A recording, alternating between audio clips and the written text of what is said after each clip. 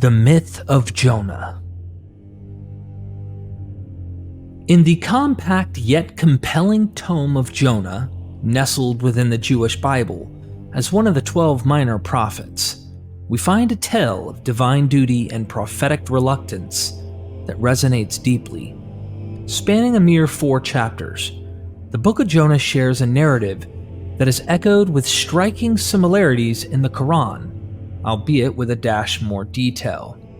The drama unfolds with a celestial directive that interrupts Jonah's presumably quiet life. "Arise, go to Nineveh, that great city, and cry against it, for their wickedness has reached my ears," the voice of the Lord decrees. Yet Jonah, perhaps the first biblical anti-hero, opts for an alternative route. Rather than marching to Nineveh, the bustling capital of the Assyrian Empire, he makes a beeline for the coast, destined for Tarshish, a place thought to be near modern-day Gibraltar, quite the opposite direction. At Joppa, a historic port now known as Jaffa, Jonah boards a ship bound for his chosen hideout.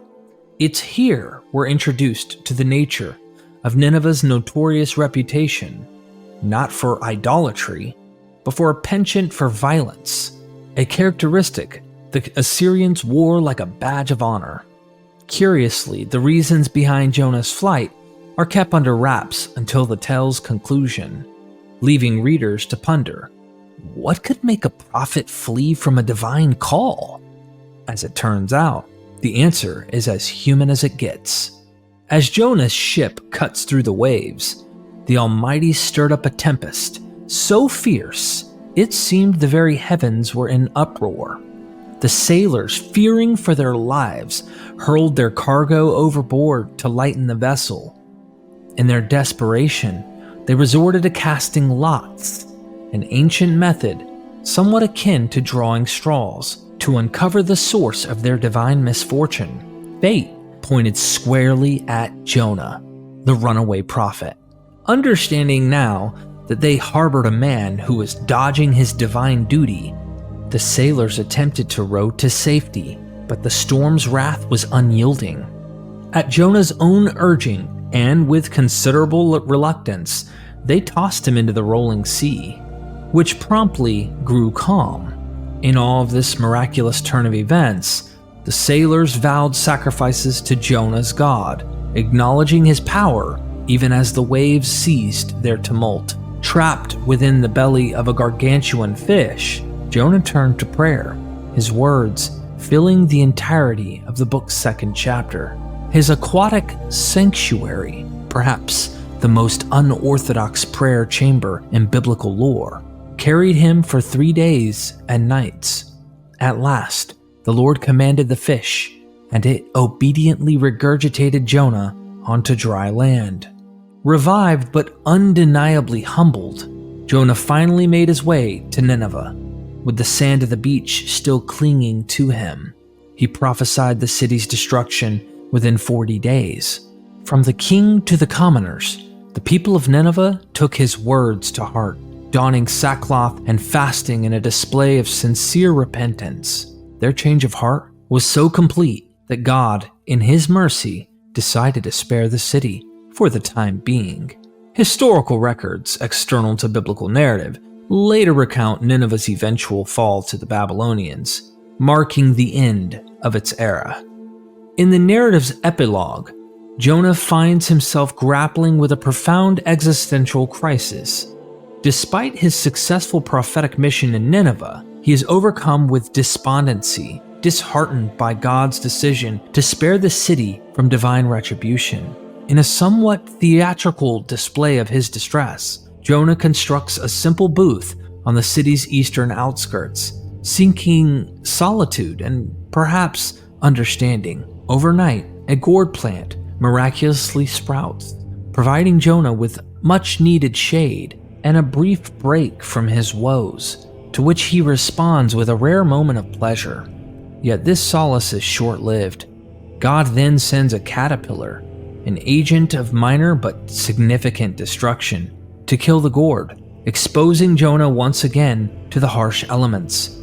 As the sun scorches and a punishing east wind blows, Jonah's frustration boils over, and he again wishes for death.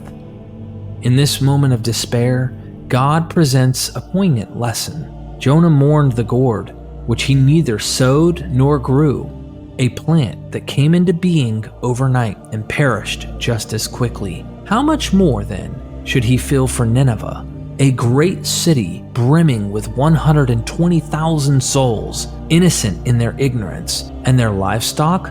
This rhetorical question marks the abrupt end of the tale, leaving readers to ponder the broader implications of compassion and mercy. An enduring curiosity surrounds the identity of the creature that swallowed Jonah. The original Hebrew text simply refers to it as a great fish, dag gadol. In translation, the ancient Greeks described it as a megaketos, a term encompassing any gargantuan sea creature or monster, while the Latin translation brought us cetus, the root of cetacean, linking it directly to whales and their kin.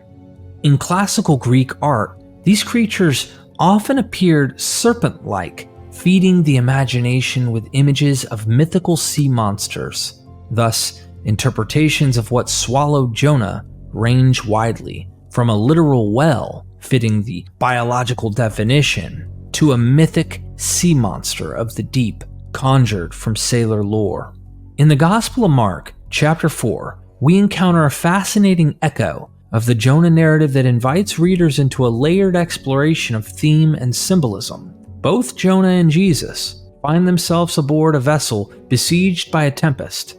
In Jonah's tale, the storm serves as a divine reprimand for his flight from duty, only ceasing when he is cast overboard. Conversely, in Mark, Jesus, also asleep like Jonah, arises not to be thrown into the sea, but to command the storm itself to be still, showcasing his mastery over nature. The narrative thread continues as Mark presents a scene reminiscent of classical mythology and the Jonah story. Jesus encounters a man possessed by a legion of demons in the region of the Gerasenes, a narrative filled with echoes of mythic encounters like those of Hercules and Odysseus, and of course, Jonah's ordeal with the great fish. This encounter not only highlights Jesus' authority over the demonic, but subtly nods to his power over death itself, suggesting a figure who navigates and tames the chaos of the world, much like the heroes of old. For those intrigued by these intertextual connections, MythVision has a documentary that delves deeper into how the Gospel of Mark might be engaging in mimesis with classical works like Homer's Odyssey, Virgil's Aeneid, and the Greek Old Testament. Inspired by profound discussions with my dear friend Russell Gamirkin, whose innovative thinking continually challenges and expands our perspectives, this video is a testament to the power of cross-cultural and cross-temporal dialogue in understanding ancient texts. So if you're ready to traverse these mythical waters and explore the confluence of ancient narratives and modern interpretations, join us in this journey. It's time to get mythical, my friends. Sea Monsters and Saviors, Perseus. The Greeks, who knew a thing or two about navigating the waters, had a whole catalog of tales involving sea monsters so huge they made ships look like bath toys. These stories often featured a hero who, much like Jonah of whale fame, would end up swallowed whole. But unlike most fish food, these heroes didn't just survive, they came out victorious, often after a dramatic, monster-slaying showdown. Consider the popular saga of Perseus and Andromeda. In this classic, Poseidon, the rather high-strung god of seas, storms, and earthquakes, sends the monstrous Ketos to lay waste to King Cepheus' land in Ethiopia. The local oracle, ever helpful, suggests that the only way to stop the carnage is to feed the beast a royal snack, namely Princess Andromeda. So King Cepheus, in a rather desperate fatherly move, chains his daughter to a rock by the sea. Enter our hero, Perseus. Upon spotting Andromeda's striking beauty, he's not just smitten, but also gets very clever. He offers to take out the sea monster if he can have Andromeda's hand in marriage post-rescue. As the storyteller Apollodorus tells it, Perseus simply defeats the beast and saves the princess. But Lycophron, who apparently liked his tales on the spicier side, describes a more stomach-churning ordeal where Perseus is swallowed by the monster. Inside its belly, Perseus doesn't despair. He instead gets handy with a blade and carves his way out, starting with the monster's liver. It's an inside job in the most literal sense, a real belly of the beast scenario. In yet another twist, the legendary showdown between Perseus and the sea monster Kitos shifted locales from Ethiopia to Joppa, now known as Jaffa, on the Palestinian coast. It's the same historical port from which Jonah famously caught his ill-fated ride to Tarshish. This relocation of the myth to Joppa started popping up around the 400s BCE and stuck through the Greek and Roman eras. Tourists of those times were treated to quite the sightseeing tour in Joppa. They were shown marks on the rocks at the harbor, allegedly left by the chains that once bound Andromeda. A nearby fountain, tinged with reddish water, was said to be where Perseus washed off the gore of battle. Even more intriguing, locals pointed out enormous bones claimed to be the remains of Kitos, as tangible proof of the epic tale's local roots. These relics were such a sensation that the Roman general Marcus Scaurus even carted them off to Rome in 58 BCE, displaying a skeleton purported to be over 40 feet long and as tall as an elephant. Early church father Jerome, along with Cyril, patriarch of Alexandria, mused that the stories of Jonah and Perseus might spring from a common mythic source, linked by their associations with Joppa. Both figures, after all, had the dubious honor of being swallowed whole by a monstrous creature known as Kitos, the very same word the Greeks used to describe the great fish that gulped down Jonah. Thus, in one version of the story, both biblical and mythological heroes shared more than just a snack for surviving the stomachs of sea monsters. They shared the stage at Joppa, setting the scene for a tale of survival, heroism, and a dash of myth-making magic. Here are a couple sources. Pausanias, in his description of Greece: red water, in color like blood, is found in the land of the Hebrews near the city of Joppa. The water is close to the sea, and the account which the natives give of the spring is that Perseus, after destroying the sea monster, to which the daughter of Cepheus was exposed, washed off the blood in the spring. Pliny the Elder, in his Natural History, says, Joppa, now the Israeli town of Jaffa, is said to have existed before the flood. It is situated on a hill.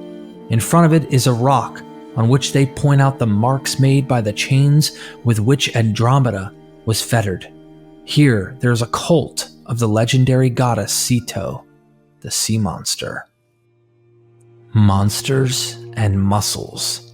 Hercules. The heroics of Hercules, or Hercules, another Greek legend with a penchant for battling sea monsters, mirror those of Perseus but with their own unique flair. Hercules, the mighty son of Zeus and a mortal woman, lived in the times just before the Trojan War, around 1200 BCE. Among his many adventures, one particular story aligns closely with that of Perseus and Andromeda, yet spins its own distinctive yarn. In this tale, Hercules finds himself at Troy, which at that time was under a dire threat due to the anger of Poseidon. The sea god, ever irritable, had unleashed the monstrous Kitos upon the Trojans as a punishment for King Laomedon's offenses. Much like Andromeda's plight, the oracle declared that only the sacrifice of Laomedon's daughter, Hesione, could appease the beast. Tethered to the seaside rocks, Hesione awaited her grim fate until Hercules, ever the hero, promised to save her. True to form, Hercules defeated Kitos and rescued the princess, adding another notch to his mythic belt. The details of Hercules' combat with Kitos are vividly recounted in various sources. According to Hellenikos of Lesbos, a historian from the 5th century BCE, Hercules took a more direct approach by entering the monster's mouth and attacking from within. John Tzitzis, a Byzantine scholar from around 1100 CE, gives an even more dramatic version. Hercules, fully armored, dived into the monster's jaws and spent 3 days inside, hacking away until he emerged victorious, but bald, his hair lost to the beast's stomach acids. This particular adventure was depicted on a Greek jar housed in a museum in Italy, showing Hercules disguised in Hesione's clothes, sword in hand, ready to face the menacing tooth-lined jaws of Kitos. Interestingly, Hercules' story shares a parallel with the biblical story of Jonah. Both spent 3 days inside a sea creature, a detail that underscores a shared motif of trial, triumph, and transformation in the belly of a beast. While Hercules and Perseus both battled Kitos, each tale unfolds in different locales and with different stakes, illustrating the rich picture of myth, where heroes often tread similar paths through the different legends. Jonah and the Argonauts. Jason. Jason, yet another storied Greek hero, captained the legendary Argonauts on their quest for the Golden Fleece.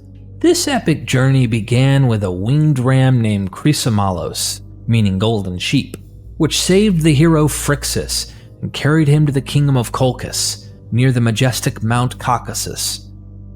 There, Phrixus sacrificed the ram and presented its golden fleece to King Aeetes, who then placed it on an oak in a sacred grove, a beacon of divine providence and a magnet for trouble. Years later, the Greek king Peleus, seeing Jason as a threat to his throne, tasked him with the perilous quest to retrieve this fleece.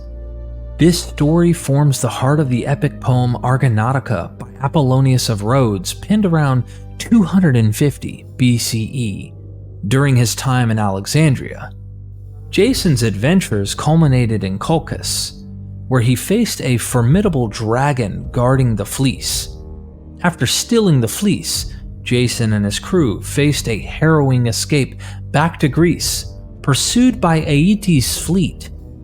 The tales of Jason battling the dragon echo those of Perseus and Hercules confronting Kitos, although Jason's adversary was a land-dwelling dragon, not a sea serpent.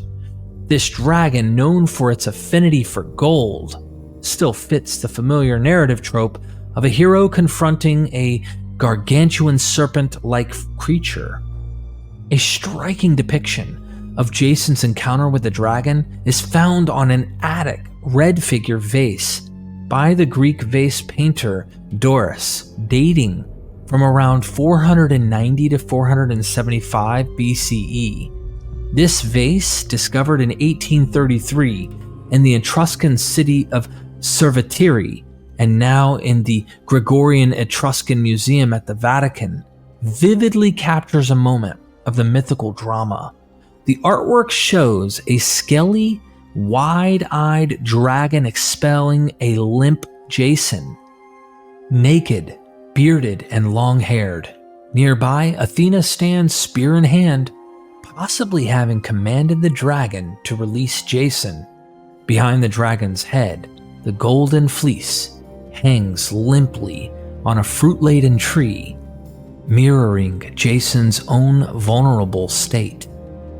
This scene not only portrays the mythical confrontation, but also draws a visual parallel to the story of Jonah, adding another layer to the rich picture of ancient myths, where heroes narrowly escape the clutches of monstrous beings, often with a little divine intervention. The intricate details of Jason's ordeal with the dragon, as depicted on the ancient vase, and its notable parallels to the story of Jonah, suggest some intermingling of cultural narratives.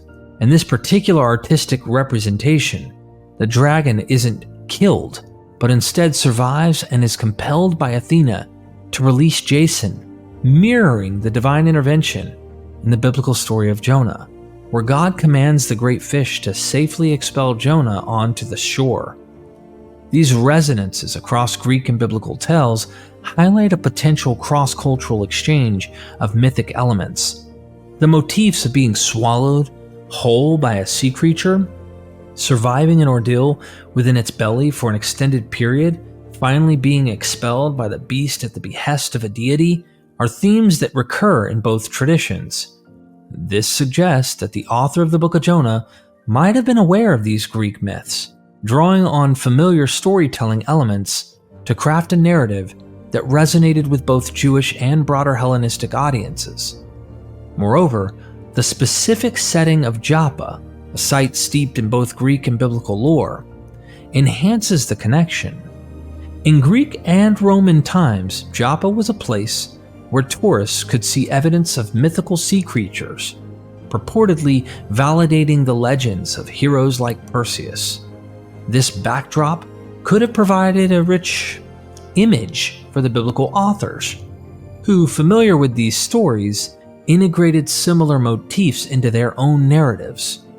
This blending of mythological elements from different cultures underlines the universality of certain themes in human storytelling.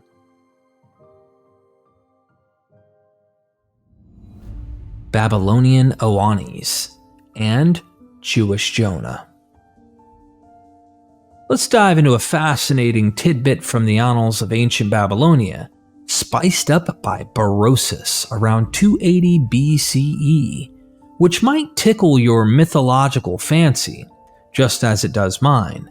Berosus, a bit of a history buff, tells us about 10 kings with rather impressive lifespans who ruled before a cataclysmic flood washed over their realm.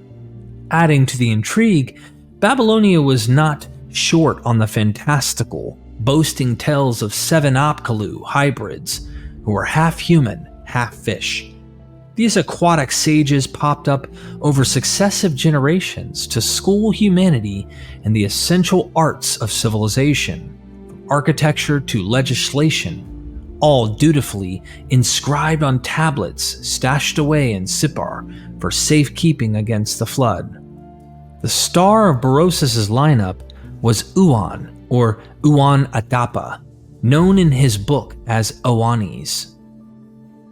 Imagine emerging from the Persian Gulf. This Oanes was no ordinary fish in the sea, but a frightful sea monster with a twist, sporting a human head beneath his fish head and human feet at the end of his fishy tail. And to top it off, he could chat with the locals. Sculptors of the time seemed quite taken back with him, ensuring his fishy human likeness was a permanent fixture in art. In the very first year, there appeared from the Red Sea, the Persian Gulf, in an area bordering on Babylonia, a frightening monster named Oanes, just as Apollodorus says in his history.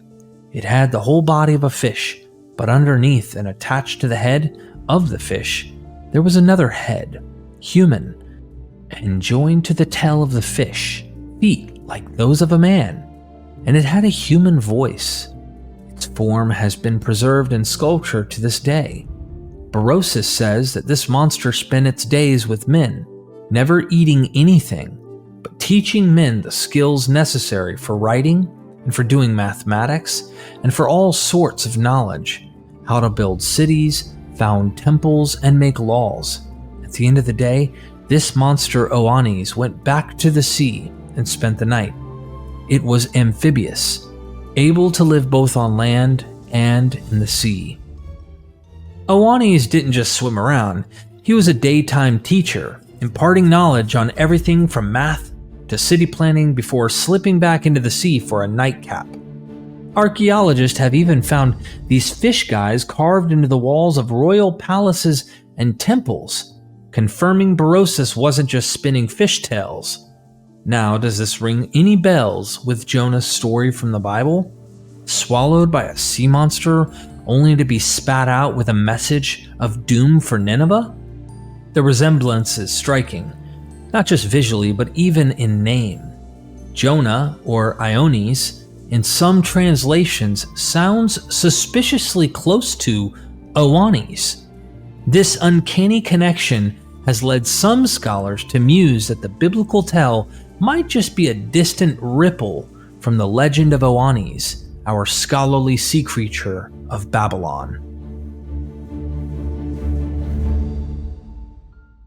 Blast to the Past, 1911. Dr. Paul Karras was quite the thinker in his day, often peering through the lens of comparative mythology to link stories from the Bible to older myths from various cultures. In his work, The Jonah Story and Kindred Legends, Karras dives into the Jonah narrative, exploring its echoes in the broader image of ancient mythologies. Given his knack for drawing parallels, it's likely that Karras would approach the Jonah story with a keen eye for similarities with other mythic figures and tales, especially those involving transformations, sea journeys, or divine interventions. In our Samson documentary, the discussion on Samson in relation to figures like Gilgamesh, Melkart, and Hercules, Karras highlighted the shared motifs of superhuman strength, heroic challenges, and tragic flaws. Applying a similar methodology to Jonah, Karras might point out thematic and symbolic overlaps with other myths, such as those involving water deities, sea monsters, or figures who, like Jonah, experience a form of rebirth or transformation through their adventures. Expect Karras to shed light on Jonah, not just as a biblical prophet, but as a character deeply embedded in a web of mythological narratives, each enriching our understanding of the others.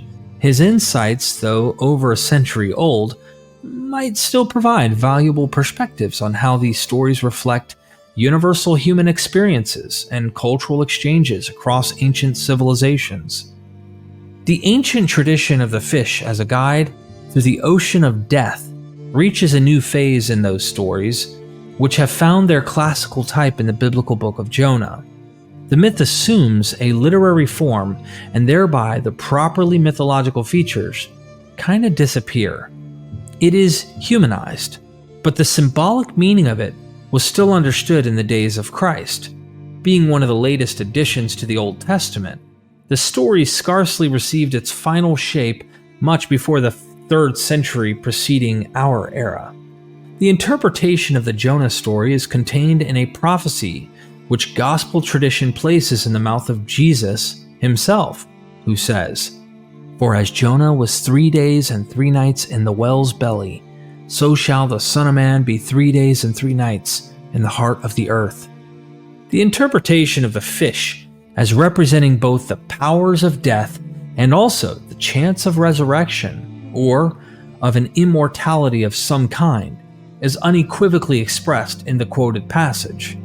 We may assume that this interpretation is the echo of a very ancient tradition and actually represents the original meaning of the myth.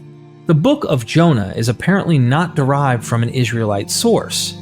Its Gentile origin is indicated by the fact that its scene is laid in Nineveh, the fish city. It is the only book of the Old Testament which speaks of the salvation and conversion of a Gentile nation. It is true, the hero of the story appears to be, though he is not necessarily, a Jew. But he is sent out to pagans. He is sent not to convert them to Judaism, but to make them repent of their sins. The moralizing tendency in connection with the legend ought not surprise us, for the same tendency develops in other myths. Think only of the moral lessons which accompany the Hercules story in its later versions, where the solar hero from a boisterous and sometimes even mad athlete develops into a paragon of virtue, and the ideal of a cosmopolitan defender of the right. The Jonah story is not so isolated in comparative folklore as it might appear. It is true that the versions of it in the mythology of other nations seem to have disappeared, but traces of it are still left in Greek mythology. Only the dolphin replaces the monster fish. The dolphin is sacred to such savior gods, who are restorers to life as Apollo, Eros, and Dionysus. One Greek legend explains the connection between Dionysus and the dolphin in the story, that Dionysus was once caught by the Tyrrhenian pirates, who were changed into dolphins and then driven into the sea by satyrs. Thenceforward, the dolphin was sacred to Dionysus. We cannot doubt that the original meaning has been obliterated in this legend, which is artistically represented in the relief of the Lysistrati's monument in Athens. The best known legend of salvation through a fish is the legend of Arion. It is said that Arion, the minstrel, was on his way to Corinth, bringing with him many precious gifts which he had gathered while abroad. The sailors coveted his treasures and wanted to kill him, but granted him his last wish to sing before he died. Then the dolphins gathered round the ship, and when he jumped into the sea, one of them carried him safely to shore. Arion, however, forgot to push the dolphin back into the open water, and so the unfortunate creature died on the shore. The king of Corinth ordered a burial as if he had been a human being and placed a bronze dolphin on the tomb in commemoration of the marvelous event. When the sailors reached Corinth, he summoned them to his palace and inquired after the fate of his friend Arion. They declared that he had died on the voyage and were ready to confirm the statement by oath. The king led them to the dolphin monument, but when they were ready to take the oath, Arion stepped forth from the inside of the statue, whereby the sailors were convicted of their crime. We cannot doubt that Arion was originally a godlike Apollo, like Eros or Dionysus. His minstrel character he had in common with these three gods, and that he passed unharmed through the sea on a fish's back, symbolizes the soul's journey through death to new life. In assuming a literary shape, the myth has been humanized, but in a different way than the story of Jonah. There may actually have been a bronze monument erected to the sacred fish, and the poet who adapted the tale to the taste of his age made Arion ride on the back of the dolphin and afterwards come out from within the monument. We must assume that in the myth, Arion traversed the sea in the belly of the fish, and on arriving he came forth from the real dolphin, not from the bronze monument. The connecting link may have been the dramatic performances of the legend in which this tradition was commemorated. Another story less known, but not less significant, is preserved in the legend of Melchertes. But in this case, the fish rescues the body of the victim, and so we are reminded that the hero must die, and did die according to the old tradition. The legend states that Ino, the sister of Semele and aunt of Dionysus, in order to escape the wrath of her husband, King Athamas, threw herself and her youngest son, Melchertes, into the sea from the Malurian rock.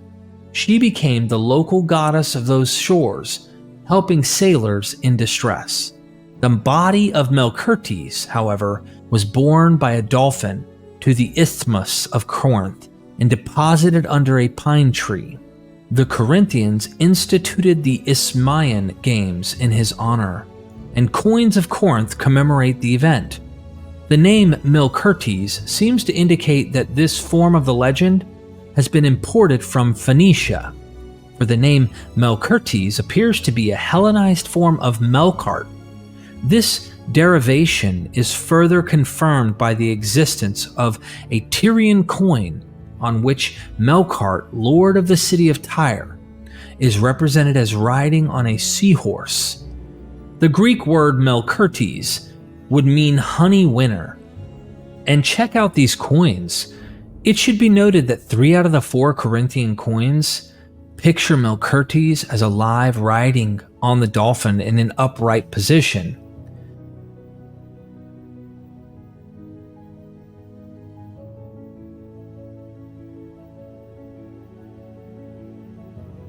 In Greece, his name was associated with the honey cult, but it has originally as little to do with honey as Hercules with the goddess Hera. These explanations are mere afterthoughts suggested by accidental similarity of sound.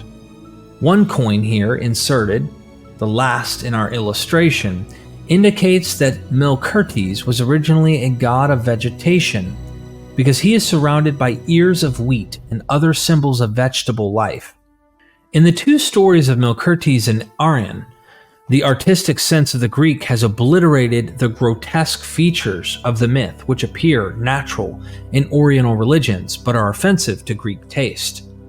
The story of salvation through the fish must have been very popular, for it was told and retold and changed in different versions. Leonikos, in an accidental or incidental comment, relates that Hercules, in delivering Hesione, the daughter of King Laomedon of Troy, descended into the belly of a dragon and slew him by cutting his intestines, which was a task of 3 days' labor. The monster was of such a nature as to burn the hero's hair by the internal heat of his body. This adventure is quite isolated and is not enumerated among the 12 labors of Hercules. Yet it finds another parallel in the story of Jason, not mentioned in the legend, but repeatedly represented in art. There is a vase picture which shows Jason coming out of the dragon's jaws in a fainting condition. Before him stands Athena, assisting the hero in the accomplishment of his feat. Happily, Jason is identified by an inscription, and Athena by the Medusa head on her breast and an owl which she holds in her left hand. Otherwise, in the absence of all information in Greek literature, we would be at a loss what to make of the picture. Nor is this motive in ancient art isolated, for an Etruscan metal mirror pictures Jason, who is identified by an inscription, sword in hand, as being swallowed by a snake-like monster. The Jonah story differs from the myth of Hercules insofar as the fish has changed into a monster which must be struggled against and conquered. The fish, as a savior, changes into the power of death, from which man's life must be rescued.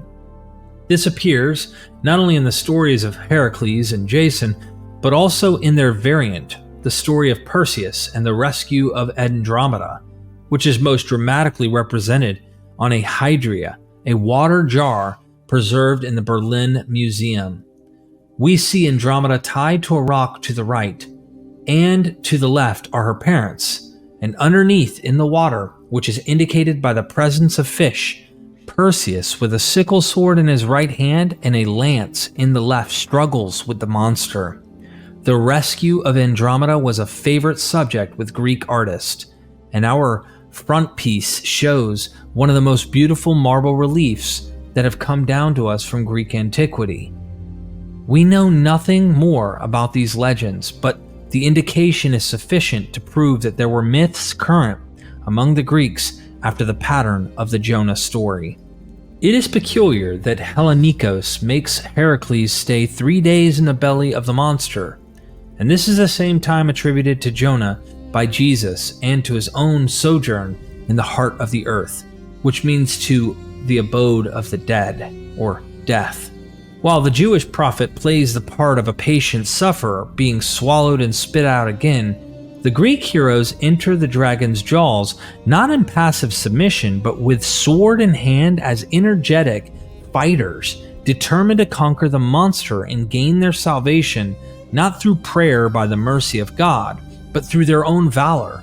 Though nothing can be positively stated, it does not seem probable that the biblical story of Jonah has been derived from a Greek source.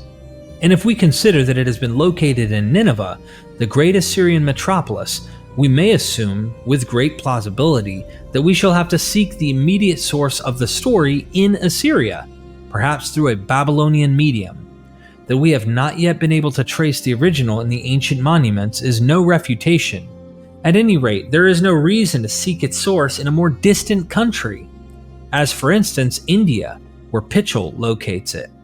Whether or not this hypothesis be correct, it stands to reason that ultimately all the legends of the fish representing death with the power to save date back to a prehistoric source in which animal symbolism was an essential feature of religion.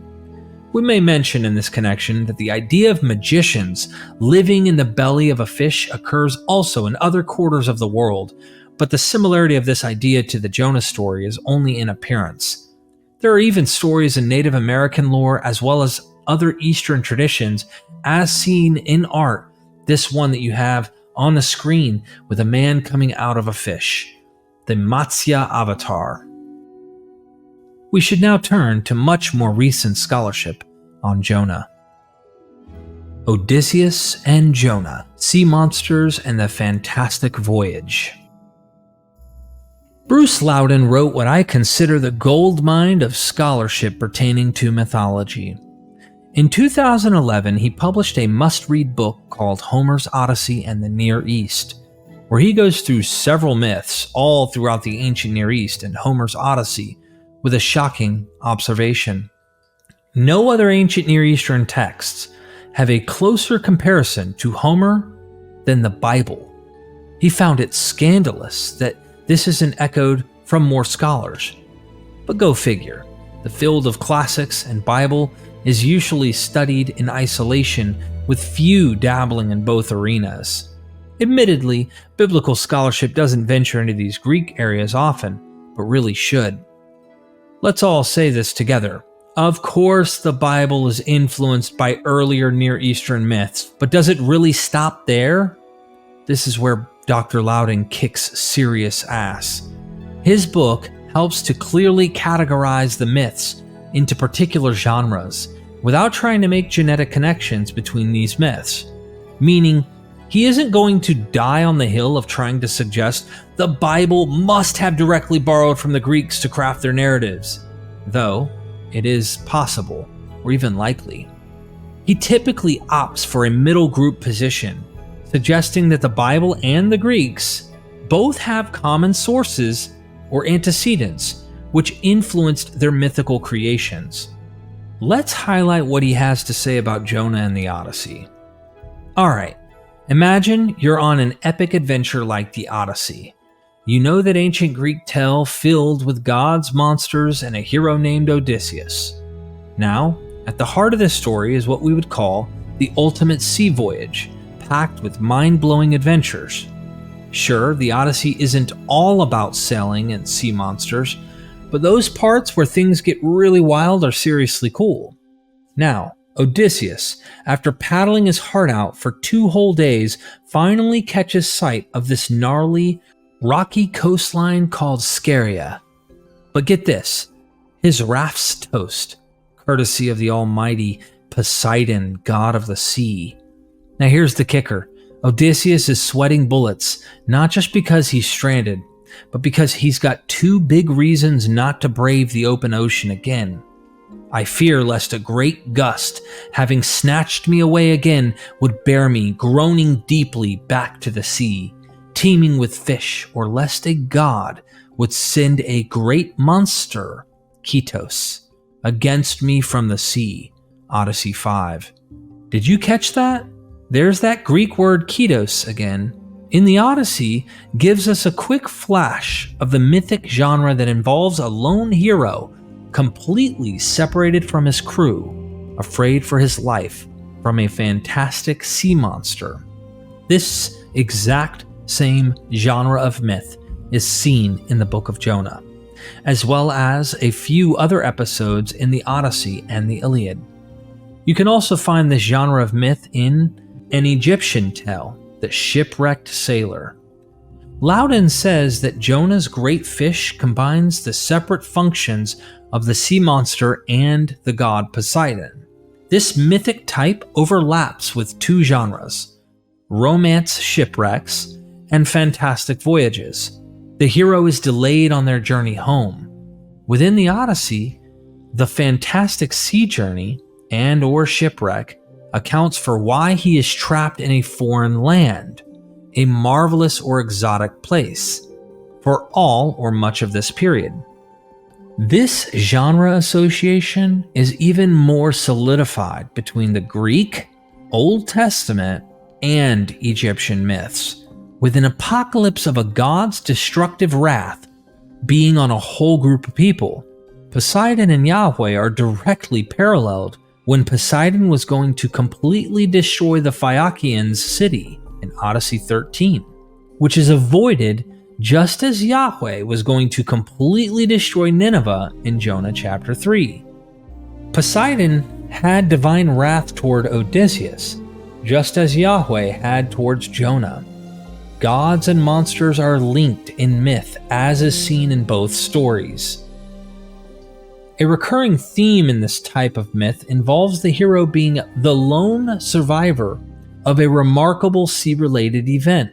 Melville, in his epic Moby Dick, employs this motif when his heroes encountered the virtual character stating, "And I only am escaped alone to tell thee."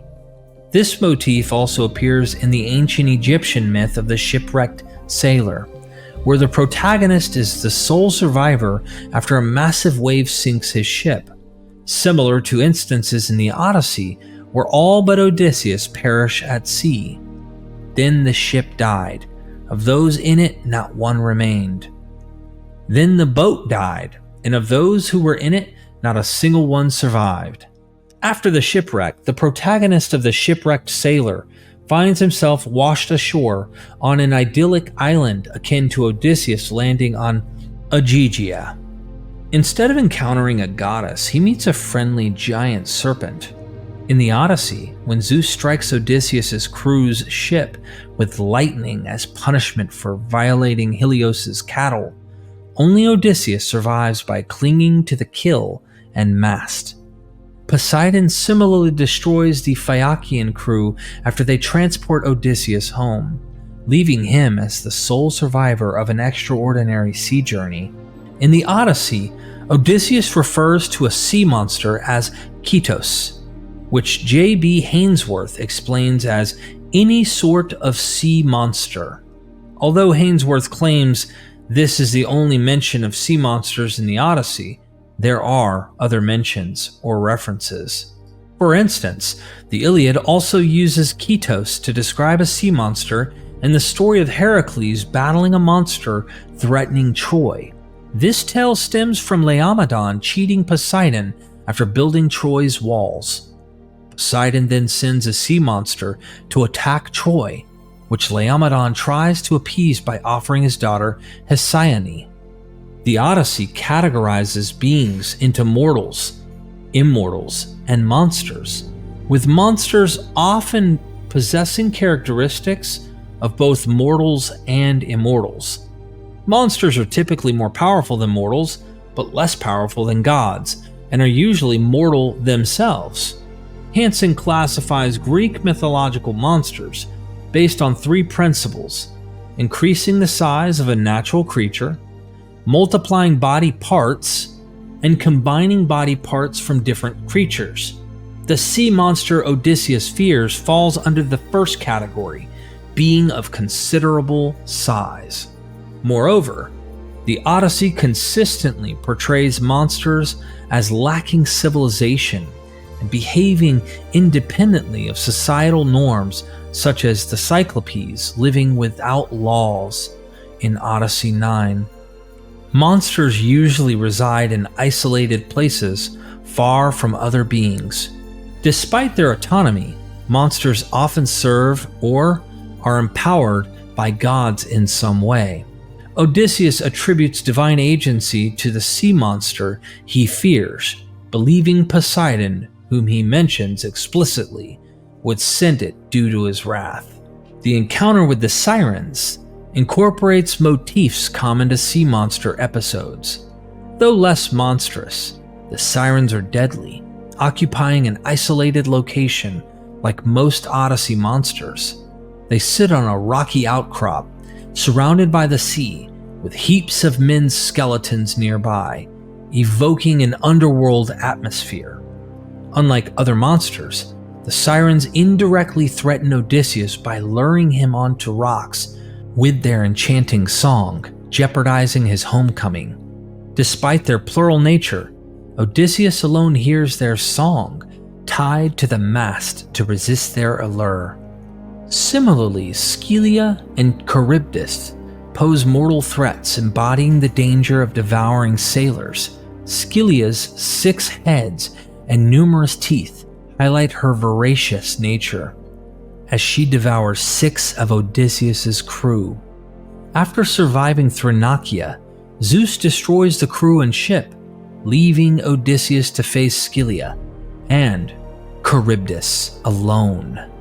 Charybdis engulfs the sea, including Odysseus's mast and keel, but he survives by clinging to a fig tree's roots until she spews the water back. This ordeal echoes earlier fears of being swallowed by sea monsters and underscores Odysseus's resilience. Sea monsters in ancient stories are usually believed to be influenced or controlled by gods. For example, Odysseus in the Odyssey fears encountering a sea monster because he thinks Poseidon, the god of the sea, might send it to attack him. Similarly, in the story of Jonah, Yahweh, the Hebrew god, sends a great fish to confront Jonah. Even in the Iliad, there's a mention of Hercules battling a sea monster, following the same idea that gods have authority over these creatures. However, there's an exception to this rule with Charybdis. In the Odyssey, it's suggested that not even Poseidon could rescue Odysseus if he fell into Charybdis' grasp. This makes Charybdis unique, as she represents the ultimate terror of sea monsters, beyond even the control of the mighty Poseidon. This concept parallels the terrifying unpredictability of the sea, akin to H.P. Lovecraft's portrayal of terrifying sea creatures, including madness and the call of Cthulhu.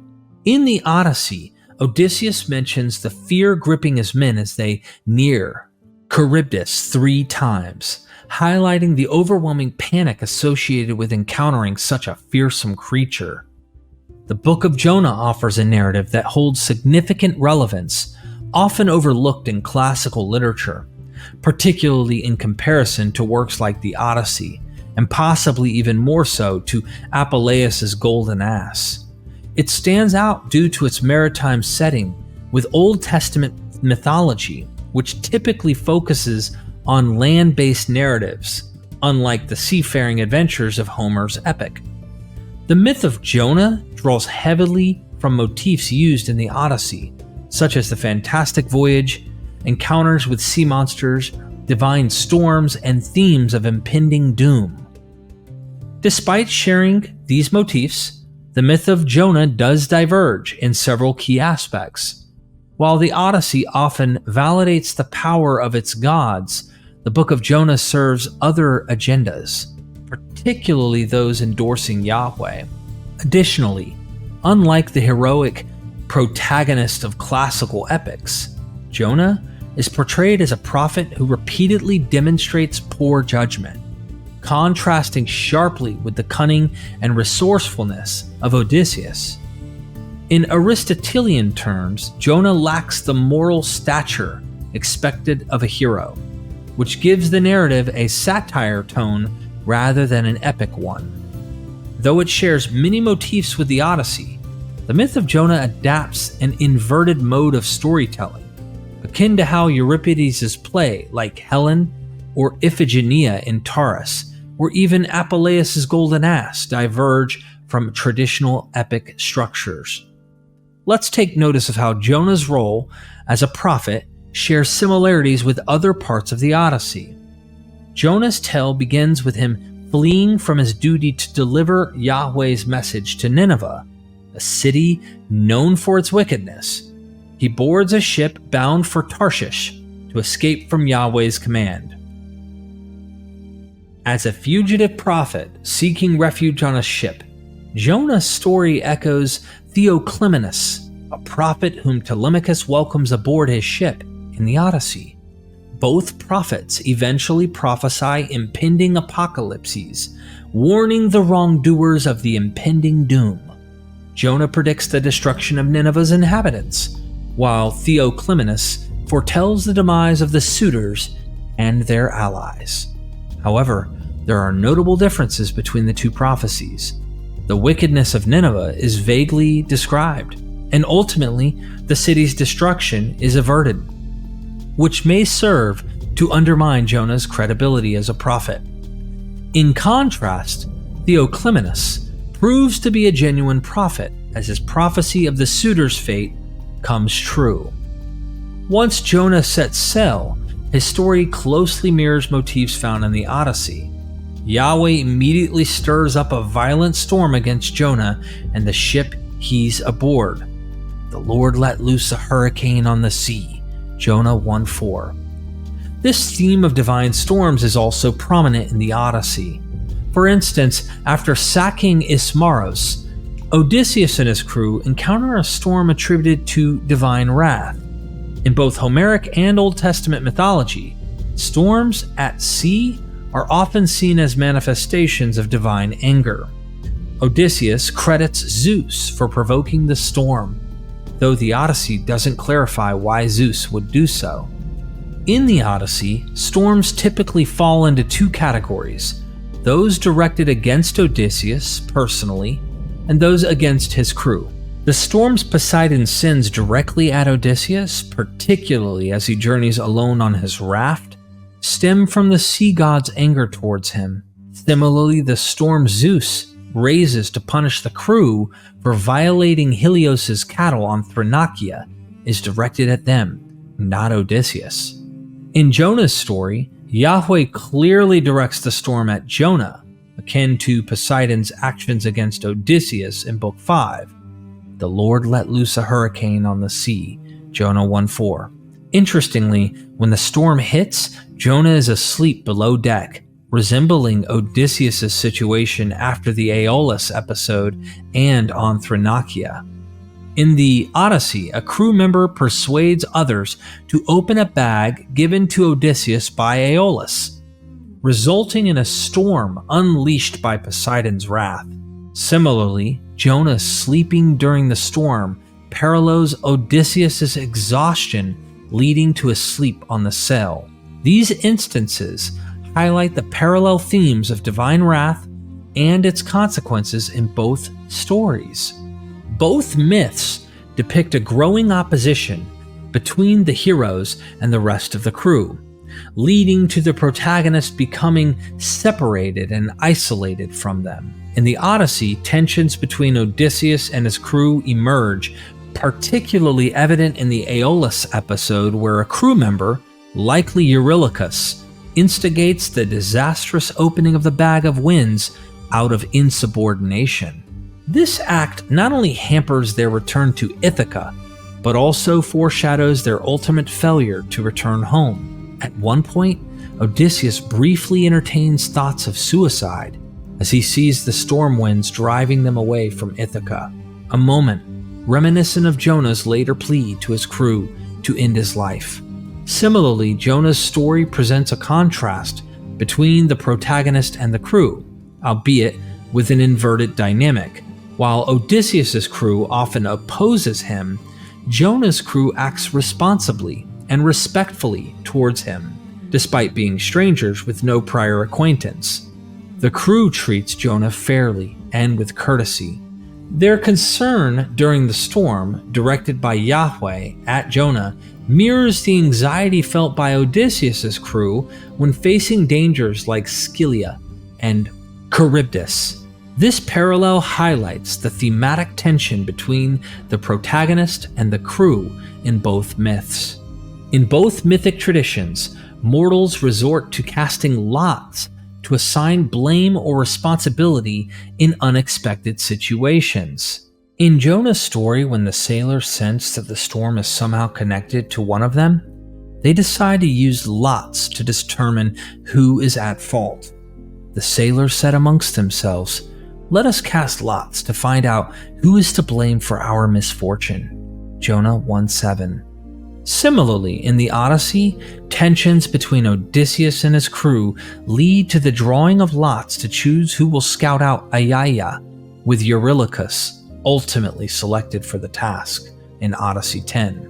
Eurylochus, like Jonah, exhibits a defeatist attitude and is chosen by lot, reflecting thematic irresponsibility. After being chosen to scout out Aiaia, Eurylochus fails in his mission and returns to the ship without the rest of the crew, who have been transformed into swine by Circe. And there is so much to say about Circe.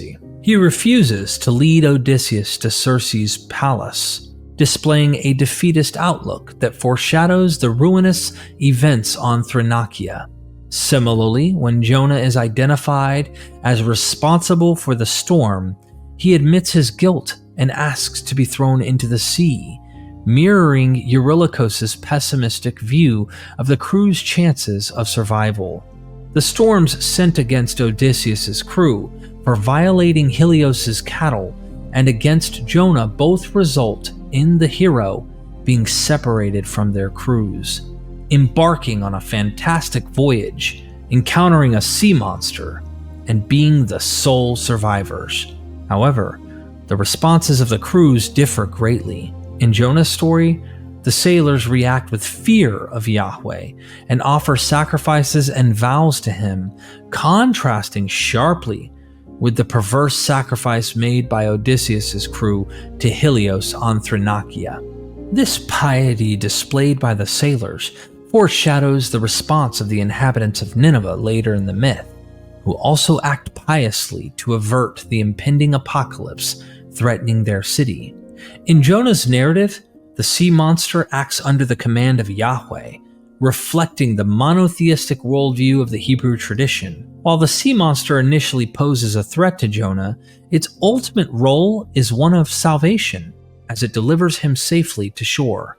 This contrasts with the portrayal of sea monsters in the Odyssey, where they are more closely aligned with obstacles and challenges faced by the protagonist. Jonah's 3-day confinement within the sea monster's belly draws parallels to other ancient myths, such as the descent to the underworld. This motif of imprisonment and subsequent deliverance is later echoed in New Testament imagery, particularly in references to Christ's resurrection after 3 days.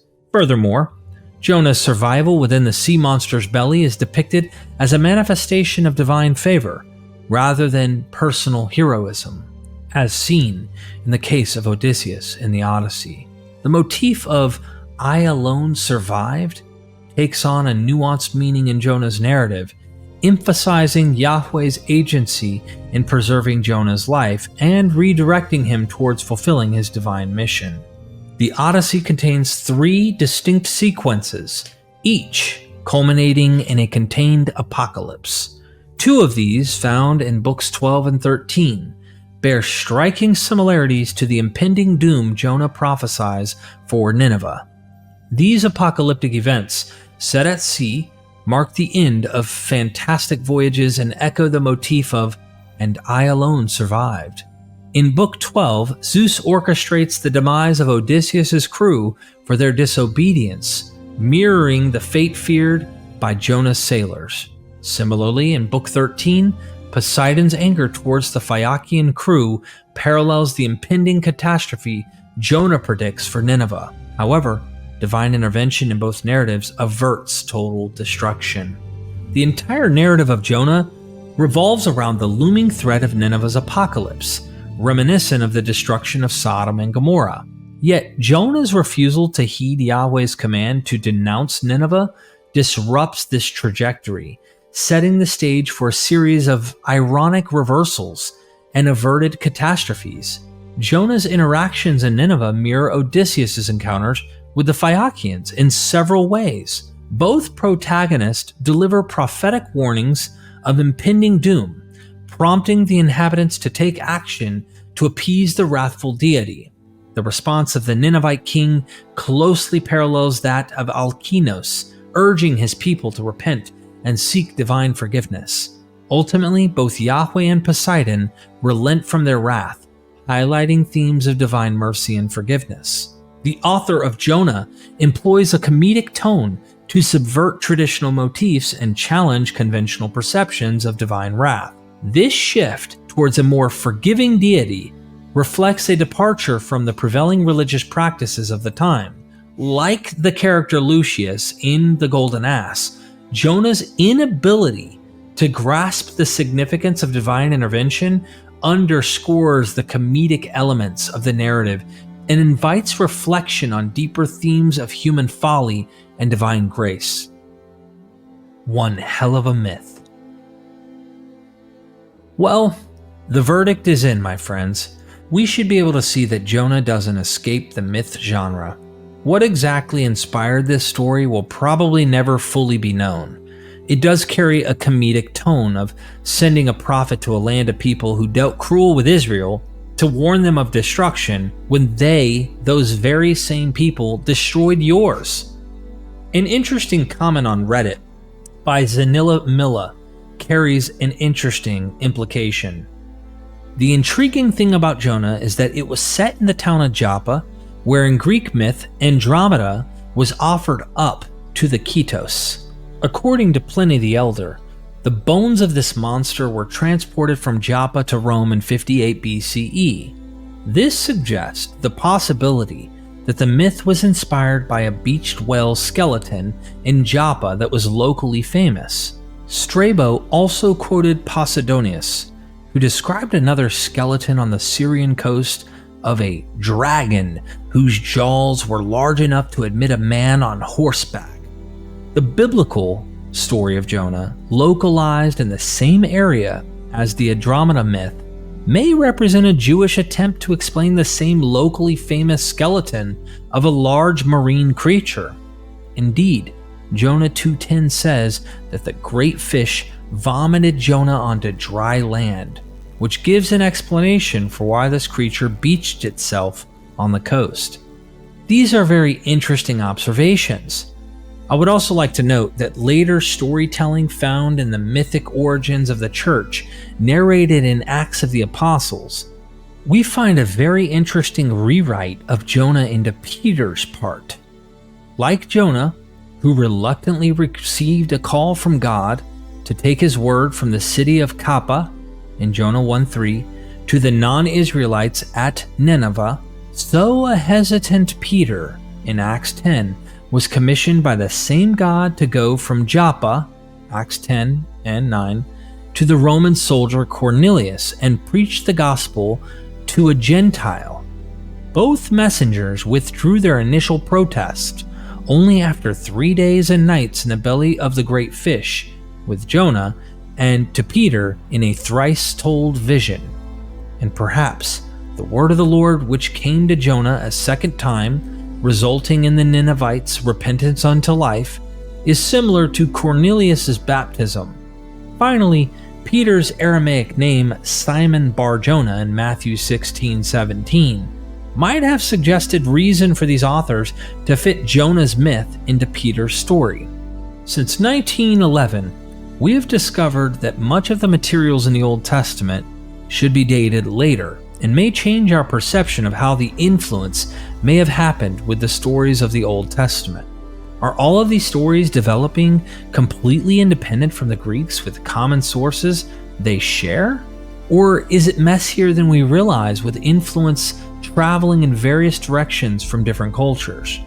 We could potentially connect Leviathan into this story, as some do, but we don't find narratives usually with mortals interfering with Leviathan in the myths which include those monsters.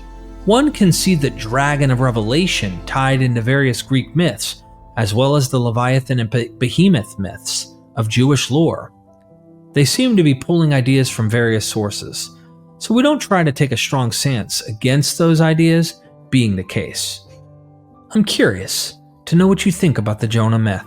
Which story do you find it parallels the most? What was the most convincing part of this documentary? Please comment down below your thoughts. Like this video. Consider joining our Patreon and YouTube membership programs to become part of the family and help continue projects just like these. If you could also sign up for some of the courses we have produced with world-leading scholars at the link in the description to take your learning to the next level, we appreciate it, and you're helping the academics to want to be public-facing scholars and to teach broader audiences. These world-class academics will truly shape your understanding of the ancient material. But also, never forget, we are MythVision.